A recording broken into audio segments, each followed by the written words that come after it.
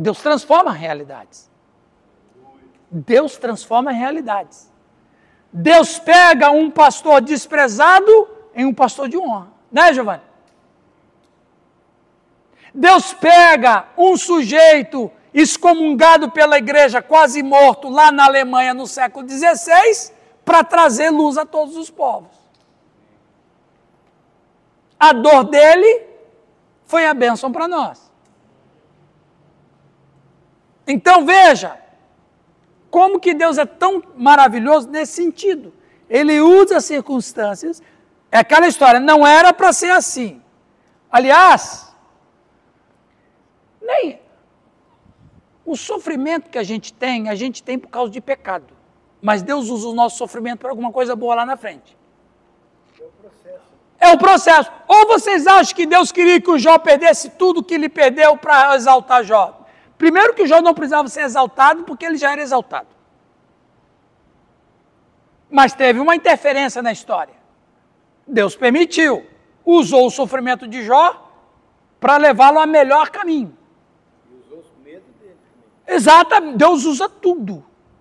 Deus usa tudo. Para o cara lá, chegar lá na frente e dizer, eu só te conhecia de ouvir, agora os meus olhos te veem.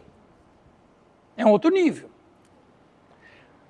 As dificuldades que nós passamos, a grande maioria delas existem por nossa culpa, porque somos uma raça caída. Mas quando Deus tem um propósito nesse pecador, Deus vai usar isso para uma coisa boa lá na frente.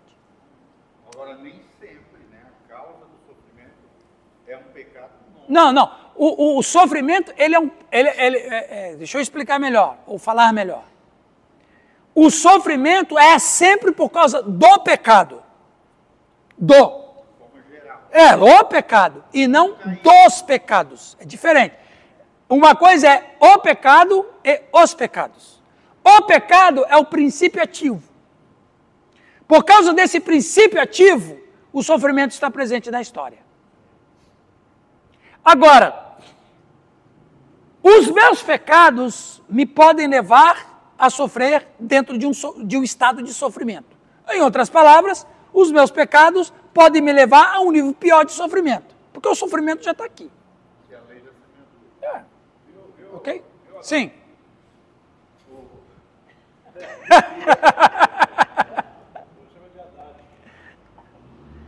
Mas isso aí é coisa do mal, sabe?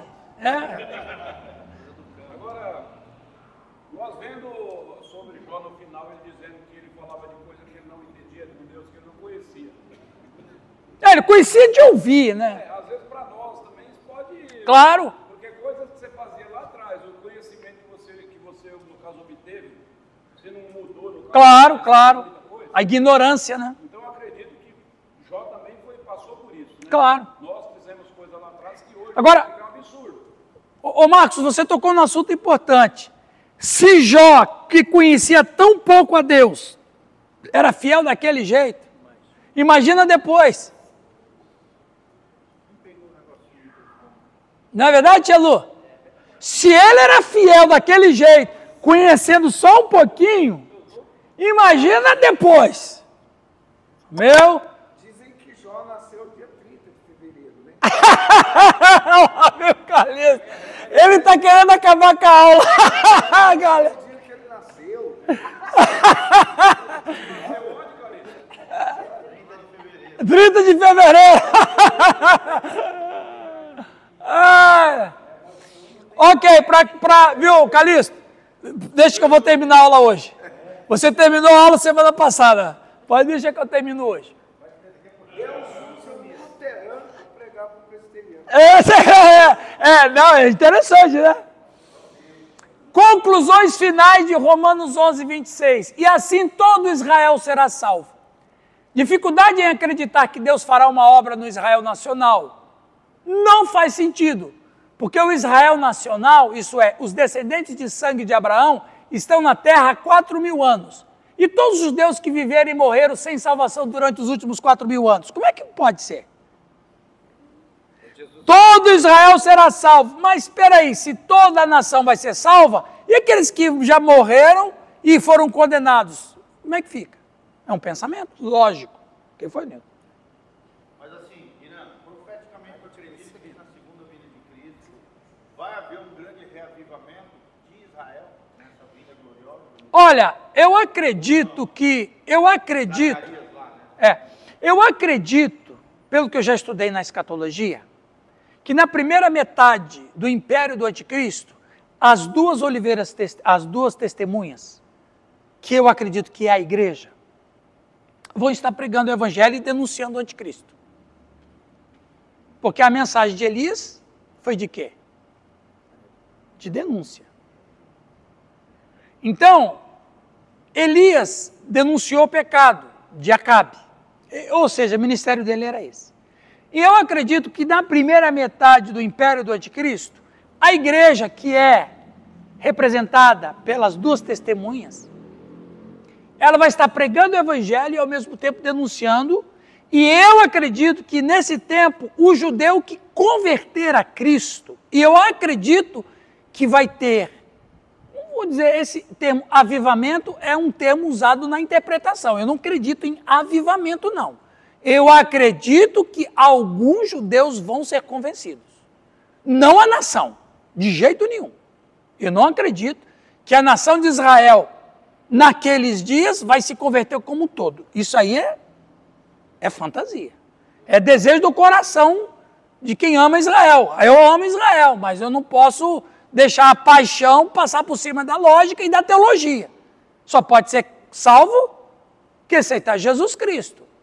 Então, eu acredito que na primeira metade do império do anticristo, a igreja vai estar pregando e denunciando o pecado, denunciando o anticristo, e acredito que alguns judeus, pode ser muitos que fazem parte do remanescente, vão se converter. Mas eu não acredito que vai ter um avivamento nacional. Isso não. Não acredito nisso, não. Mas eu acredito que vai ter despertamento entre os judeus, como os outros que vão ouvir o evangelho e se converterão. É o que eu acredito. Mas multidão não significa totalidade. Eu também acredito que não é total. Vai ser salvo só 144. Olha o Calixto querendo acabar com a aula. Vai ser salvo só 144 mil. Mas às vezes as pessoas que estão falando que todos os judeus serão salvos, porque de repente acreditam que todo aquele que tem o sangue judeu já automaticamente... Mas isso aí corrobora com as escrituras? Não. Então vamos adiante. De maneira como Deus descreve em Romanos capítulo 11, a saber que a maior parte de Israel nacional está cega, mas há um remanescente escolhido pela graça. Desta maneira, todo Israel que deve ser salvo, será salvo. Quem aceitar, será salvo. Isso não está falando em nenhum sentido sobre uma mudança futura no plano de Deus. Simplesmente se conecta a tudo o que aconteceu antes, como Deus relatou nos versículos anteriores. Para concluir, o versículo 36 mostra que Deus é o propósito e o centro da criação. Esta é a proclamação mais abrangente que pode ser dita sobre o universo. Deus é absolutamente independente. O homem é totalmente dependente de Deus. Deus é a primeira causa de tudo. Toda a criação vem dele e do nada. Ele é a origem pela qual a criação veio a existir. Deus é a causa operativa ou fonte de tudo.